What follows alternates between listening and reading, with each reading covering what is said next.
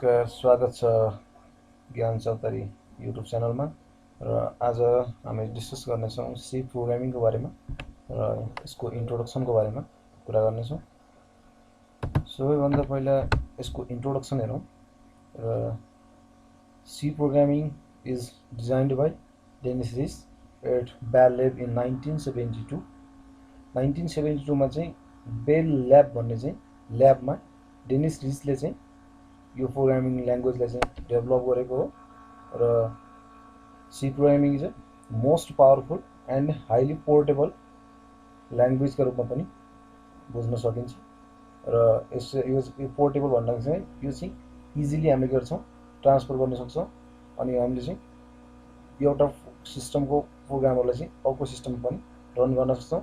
यसरी चाहिँ के भन्छ, available in the all platform पनि भन्ने गरिन्छ। र यो एकदमै फास्ट पनि हुने गर्छ। अर्को छ हाम्रो फिचर अफ सी प्रोग्रामिङ। के छन् त यसका विशेषताहरू छन्। यो चाहिँ के हुन्छ, एउटा पोर्टेबल हुन्छ। हामीले चाहिँ इजिली चाहिँ हामीले यसको सोर्स कोडहरूलाई चाहिँ बोक्न सकिन्छ, लग्न सकिन्छ। र यसलाई चाहिँ के भन्छ, एउटा स्ट्रक्चर्ड प्रोग्रामिङ ल्याङ्ग्वेज पनि भन्ने गरिन्छ। किनकि यो सर्टेन नम्बर अफ फङ्सनहरूमा चाहिँ डिभाइडेड गरिएको हुन्छ। त्यो डिभाइडेड गरिएको भएको चाहिँ यसलाई के भन्छ, स्ट्रक्चर्ड प्रोग्रामिङ ल्याङ्ग्वेज। एउटा सर्टेन स्ट्रक्चरमा मात्र बेस भएर चाहिँ यो प्रोग्राम चाहिँ रन हुने गर्छ। त्यही भएर यसलाई के भन्छ, स्ट्रक्चर्ड प्रोग्रामिङ ल्याङ्ग्वेज भन्ने गरिन्छ। र यो चाहिँ एउटा जेनरल पर्पज प्रोग्रामिङ ल्याङ्ग्वेज पनि भन्ने गरिन्छ। यसको चाहिँ एउटा स्ट्यान्डर्ड चाहिँ सेटअप गरेको भएर चाहिँ यसलाई इन्टरनेसनली एउटा स्ट्यान्डर्ड दिएको छ। त्यही भएर चाहिँ यसलाई के भन्छ, एउटा स्ट्यान्डर्ड प्रोग्रामिङ ल्याङ्ग्वेजको रूपमा पनि सी प्रोग्रामिङलाई हेर्ने गरिन्छ। र यसमा अर्को फिचर भनेको चाहिँ यो चाहिँ हाई लेभल प्रोग्रामिङ ल्याङ्ग्वेज र लो लेभल प्रोग्रामिङ ल्याङ्ग्वेजको कम्बो हो। दुई चाहिँ कम्बिनेसन गरेको चाहिँ यसलाई चाहिँ के भन्छ, मिडल लेभल ल्याङ्ग्वेज हुन्छ। लो लेभल ल्याङ्ग्वेजमा चाहिँ सिम्बोलिकली रिप्रेजेन्टेसन गरिन्छ भने चाहिँ यहाँ पनि सीमा पनि सर्टेन कुरा चाहिँ सिम्बोलिकली रिप्रेजेन्ट गर्छन्। र सर्टेन कुरा के हुन्छ, मेसेजहरू त्यस्तो लेख्नु पर्यो भने चाहिँ हामीले इङ्ग्लिस वर्डहरूमा चाहिँ सेन्टेन्सहरू लेख्ने गर्छौँ। त्यो भयो हाई लेभल ल्याङ्ग्वेज। र सर्टेन कुरा चाहिँ सिम्बोली रिप्रेजेन्ट गर्छ भने त्यसलाई भन्छ लो लेभल भनिन्छ। र दुईटैको कम्बो भएको चाहिँ यसलाई के भन्छ, मिडल लेभल ल्याङ्ग्वेज भनिन्छ। अनि सी प्रोग्रामिङमा चाहिँ 32वटा चाहिँ किवर्ड्सहरू चाहिँ युज गरिन्छ। अब केही छिनपछि हामी चाहिँ हेर्नेछौँ त्यो किवर्ड्सहरू 32वटा। र यो चाहिँ के गर्छ, म्याथमेटिकल एकदमै हार्ड जुन हुन्छ नि, कम्प्लेक्स म्याथमेटिकल अपरेसनहरू चाहिँ पर्फर्म गर्नको लागि चाहिँ युज गरिन्छ सी प्रोग्रामिङ ल्याङ्ग्वेज। र यसका चाहिँ डिफ्रेन्ट चाहिँ लाइब्रेरी फङ्सनहरू छन् to perform the certain task. आफ्नो आफ्नो तिनीहरू चाहिँ काम गर्ने र कसरी युज गर्ने भन्ने कुरा छ। र ती लाइब्रेरी फङ्सनहरू बारे पनि केही दिनपछि हामी डिस्कस गर्नेछौँ। र डिसएडभान्टेजेसहरू आउँ सी प्रोग्रामिङको। यसमा चाहिँ इरर फाइन्ड आउट गर्न चाहिँ गाह्रो हुन्छ, डिबग गर्न चाहिँ गाह्रो हुन्छ। र बग फाइन्ड आउट गर्न चाहिँ एकदमै गाह्रो हुने गर्छ। र यो चाहिँ अहिलेको मोडर्न एप्रोच हुन्छ जसले चाहिँ अब्जेक्ट ओरिएन्टेड प्रोग्रामिङ ल्याङ्ग्वेजलाई चाहिँ इन्क्लुड गर्दैन। र यसपछिको सीलाई चाहिँ अपग्रेड भएपछि चाहिँ C++ अब्जेक्ट ओरिएन्टेड प्रोग्रामिङ चाहिँ सपोर्ट गर्ने चाहिँ रूपमा चाहिँ C++ चाहिँ ल्याइएको थियो। र यो सी प्रोग्रामिङ चाहिँ अब्जेक्ट ओरिएन्टेडको कन्सेप्ट चाहिँ उसको कन्सेप्टलाई चाहिँ एक्सेप्ट गर्दैन। अब छ स्ट्रक्चर अफ सी प्रोग्रामिङ। अब स्ट्रक्चरमा हाम्रो के हुन्छ, हेडर फाइल जस्तै इन्क्लुड stdio.h, यसको बारेमा हामी अहिले एकछिनमा डिस्कस गर्नेछौँ। र मेन मेथड हुन्छ, अनि भ्यारिएबल डिक्लेरेसन गरिन्छ, बडी पार्ट हुन्छ, र रिटर्न टाइप राखिन्छ। भने यसलाई भन्छ हाम्रो बेसिक स्ट्रक्चर। यो भयो हाम्रो बेसिक स्ट्रक्चर। अब बेसिक स्ट्रक्चरभित्रै हाम्रो फर्स्ट छ हेडर फाइलहरू। हाम्रो चाहिँ फर्स्टमा चाहिँ हाम्रो हेडर फाइल। अब हेडर फाइल भनेको चाहिँ के हो त, जुन चाहिँ सी प्रोग्राममा चाहिँ हेडर फाइल डिक्लेयर नगरिकन सी प्रोग्रामिङ ल्याङ्ग्वेज चाहिँ रन गर्न सकिँदैन। जुन चाहिँ फोरमोस्ट कम्पोनेन्टले पनि भनिन्छ, जुन चाहिँ फर्स्टमै डिक्लेरेसन गरिन्छ त्यो भनेको चाहिँ हाम्रो हेडर पार्ट हो। र हेडर पार्टको एक्सटेन्सन चाहिँ डट एच हुन्छ। अनि यस हेडर फाइलको चाहिँ सर्टेन हेडर फाइल्सहरू छन्, जस्तै stdio.h, conio.h, sting.h, math.h गरी चाहिँ सम हेडर फाइलहरू छन्। र stdio.h ले चाहिँ इनपुट आउटपुट फङ्सन चाहिँ पर्फर्म गर्ने गर्छ र conio.h ले चाहिँ त्यो इनपुट आउटपुटलाई चाहिँ कन्सोलमा चाहिँ देखाउने काम गर्छ। आउटपुट देखाउँदाखेरि चाहिँ एउटा ब्ल्याक स्क्रिनमा देखिन्छ, त्यो स्क्रिनमा डिस्प्ले गराउने काम चाहिँ conio.h ले गर्छ। र त्यसमा चाहिँ क्लियर स्क्रिन र गेट सीएस भन्ने चाहिँ फङ्सनहरू युज गर्ने गर्छ। र स्टिङले चाहिँ स्टिङ ह्यान्डलिङ फङ्सनहरू चाहिँ पर्फर्म गर्ने गर्छ।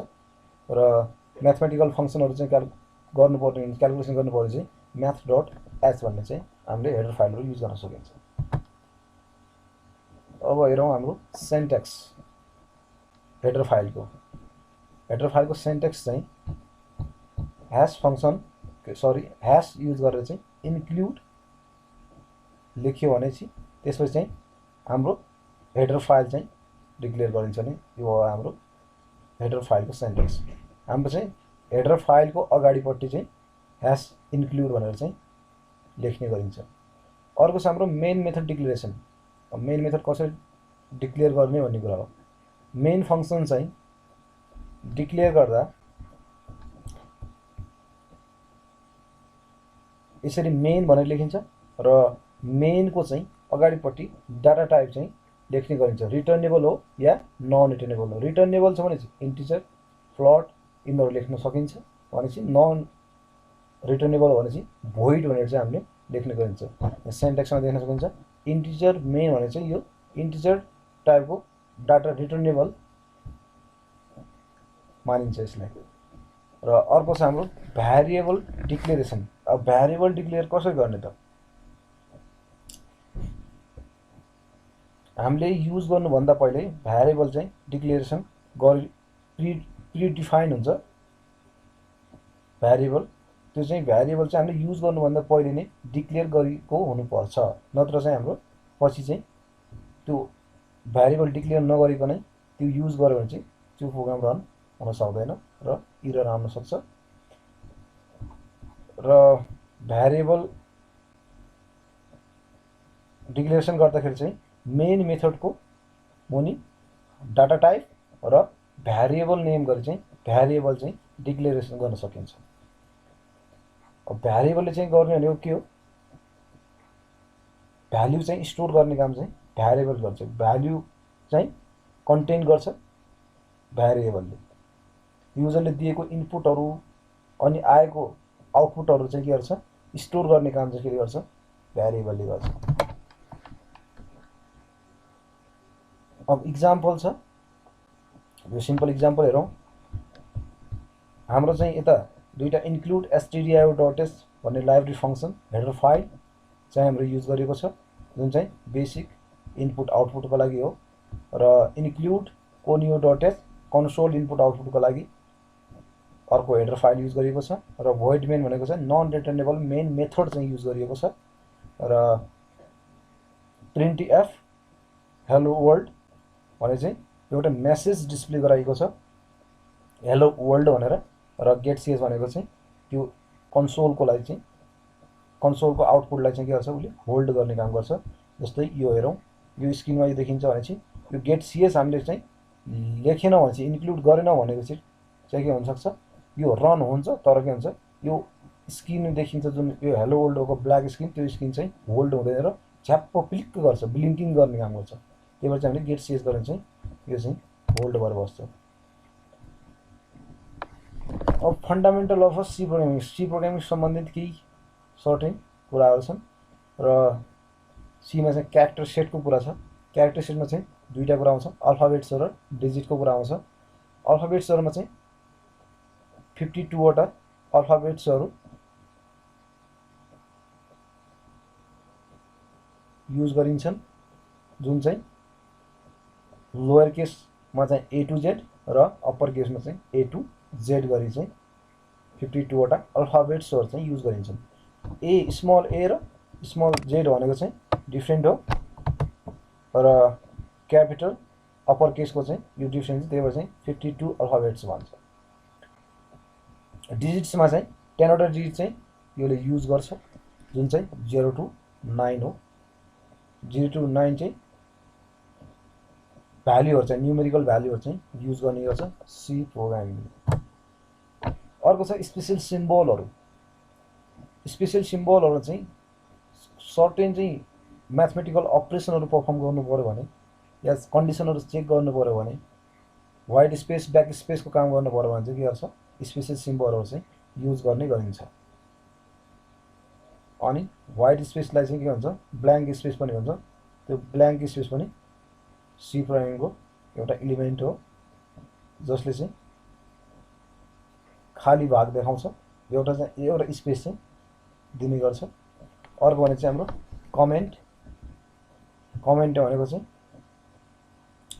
त्यो प्रोग्राम सम्बन्धी चाहिँ त्यो स्टेटमेन्ट सम्बन्धी चाहिँ सर्टेन इन्फर्मेसन प्रोभाइड गराउने काम चाहिँ के गर्छ, कमेन्टले गर्छ। र कमेन्टमा दुईवटा कुरा छ, एउटा सिंगल लाइन कमेन्ट र मल्टिलाइन कमेन्ट। डबल स्ल्यास गऱ्यो भने चाहिँ हाम्रो के हुन्छ, सिंगल लाइन कमेन्ट हुन्छ, र स्ल्यास स्टार अनि त्यो भित्र चाहिँ हामीले सर्टेन कोडहरू लेख्छौँ या सर्टेन कमेन्ट लेख्छौँ भनेपछि स्टार गरेर चाहिँ स्ल्यास गर्छौँ भनेपछि त्यसलाई के भन्छ, हामीले मल्टिलाइन कमेन्ट भन्छ। अर्को छ टोकन। सी प्रोग्रामिङमा टोकन भनेको the smallest element of a program is called the token भन्छ। प्रोग्रामको चाहिँ एउटा स्मलेस्ट भने सबैभन्दा सानो इलिमेन्टलाई के भन्छ, हामीले टोकन भन्छ। सीमा 6 वटा टाइपको चाहिँ टोकनहरू छ। Keywords, identifiers, constants, strings, special symbol and operator गरेर चाहिँ 6 वटा किसिमको चाहिँ हाम्रो टोकनहरू रहेको छ।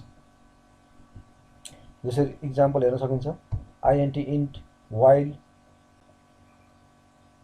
अनि फोर, यस्तो कीवर्डहरू चाहिँ के हो, यस्तोलाई के भन्छ, हामीले कीवर्ड भनिन्छ। र आइडेन्टिफायर भनेको चाहिँ मेन, हामीले चाहिँ टोटल, यस्तो कुराहरू चाहिँ हामीले डिक्लेयर गर्छौँ पछि भने त्यसलाई के भन्छ, आइडेन्टिफायर भन्छौँ। र कन्स्टेन्ट भनेको चाहिँ सर्टेन डिजिट्सहरू भ्याल्युहरू चाहिँ जुन चाहिँ चेन्ज हुँदैन, नन चेन्जेबल हुन्छ, त्यसलाई के भन्छ, हाम्रो कन्स्टेन्ट भन्छौँ। स्ट्रिङ भनेको चाहिँ जुन चाहिँ डबल कोटेडभित्र या सिंगल कोटेडभित्र ऱ्याप गरेर राखिन्छ भने त्यसलाई के भन्छौँ, स्ट्रिङ भन्छौँ। जस्तो यो डबल कोटेड टोटल छ, डबल कोटेड हेलो छ भने त्यसलाई चाहिँ स्ट्रिङ भन्छौँ। स्पेशल सिम्बल भनेको चाहिँ प्यारेन्थेसिसहरू, कर्ली ब्राकेटहरू चाहिँ हाम्रो स्पेशल सिम्बलभित्र पर्छ। र अपरेटरहरू चाहिँ प्लस, माइनस, डिभाइड, यो चाहिँ हाम्रो के भयो, अपरेटरहरू पर्छ। अब कीवर्डहरू चाहिँ, अब कीवर्ड चाहिँ के हुन्छ, हाम्रो सी प्रोग्रामिङ ल्याङ्ग्वेजमा प्री डिफाइन्ड हुन्छ।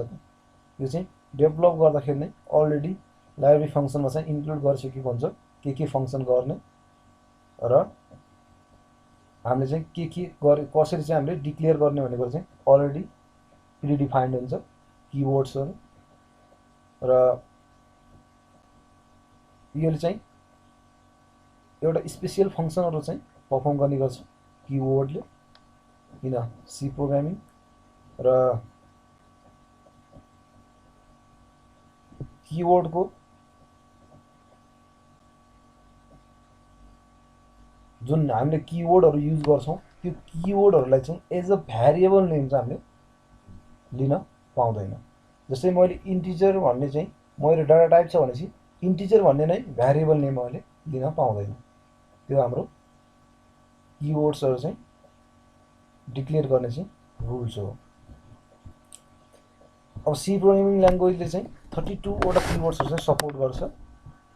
तिनीहरू हुन् auto, constant, break, continue, case, default, character, do, double, float, else, for, enum, go to, extern, if, int, short, long, signed, registered, size of, return, static, structure, unsigned, switch, void, type if, type def भन्छ, अनि volatile र union र while भन्ने चाहिँ हाम्रो 32 वटा कीवर्ड्सहरू चाहिँ use गर्छ। हामीले मोस्ट युज गर्ने भनेको चाहिँ integer, float,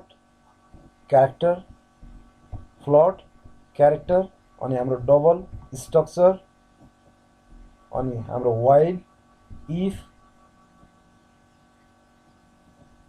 switch, case, continue, break, do, यिनीहरू चाहिँ हामीले मोस्ट चाहिँ युज गरिराख्ने चाहिँ किवर्डहरू छन्। अर्को छ आइडेन्टिफायर। सी प्रोग्रामिङमा एउटा कुनै इलिमेन्टको नेम दिइन्छ भनेपछि त्यसलाई के भन्छ हामीले आइडेन्टिफायर भन्छौँ। एउटा प्रोग्राममा चाहिँ सर्टेन इलिमेन्ट्सहरू हुन्छन्, त्यो इलिमेन्ट्सहरूमा पनि एउटा कुनै नेमले चाहिँ रिप्रेजेन्ट गरिन्छ भने त्यसलाई के भन्छ आइडेन्टिफायर भनिन्छ। आइडेन्टिफाई द भ्यारिएबल्स, फङ्सनहरू, एरेहरू चाहिँ के हाम्रा आइडेन्टिफायरहरू हुन्छन्। जस्तै इक्जाम्पलमा हेरौँ, x is a name given to the integer variable in above program. हामीले माथि गरेको प्रोग्राममा चाहिँ के थियो, एक्स भन्ने चाहिँ इन्टिजर भ्यारिएबल नेम थियो। इन्टिजर इन्ट एक्स भनेर चाहिँ लेखिएको थियो, जसमा चाहिँ के हुन्छ इन्ट भनेको चाहिँ हाम्रो डाटा टाइप हो अनि भ्यारिएबलको फर्मेट हो र अर्को भनेको हाम्रो के हो एक्स भनेको चाहिँ भ्यारिएबलको नेम हो भनेपछि यसलाई के भन्छ हामीले आइडेन्टिफायर भन्छौँ। अब आइडेन्टिफायर चाहिँ कसरी सेट गर्ने, यसको चाहिँ सर्टेन रुल्स एन्ड रेगुलेसनहरू छन्। भ्यारिएबलहरू चाहिँ सेट गर्दाखेरि चाहिँ अब त्यो कसरी गर्ने भन्ने कुरा जहिले पनि के हुनुपर्छ, first character alphabets or underscore हुनुपर्छ। अल्फाबेट्सहरू चाहिँ युज गर्नुपर्छ, डिजिटहरू चाहिँ युज गर्न पाउँदैन। सुरुमा के गर्नुपर्छ, या अल्फाबेट युज गर्नुपर्छ या अन्डरस्कोर चाहिँ युज गर्न पाइन्छ। यो हाम्रो फर्स्ट रुल हो।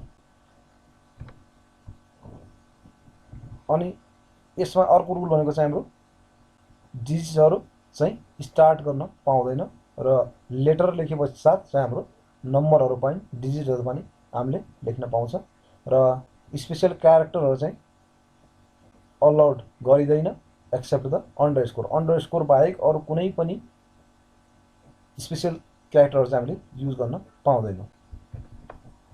अनि अर्को भनेको चाहिँ हाम्रो आइडेन्टिफायरको रूपमा चाहिँ हाम्रो किवर्डहरू हुन्छन्, जुन हामीले 32 वटा चाहिँ किवर्डहरू छन्। ती 32 वटा किवर्डहरू चाहिँ हामीले युज गर्न पाउँदैनौँ। ल आजको यो ट्युटोरियलमा हामीले सी सम्बन्धी केही फन्डामेन्टल कुराहरू सिक्यौँ र अर्को ट्युटोरियलमा चाहिँ हामी डाटा टाइपको बारेमा केही कुराहरू सिक्नेछौँ र आजको लागि यति नै।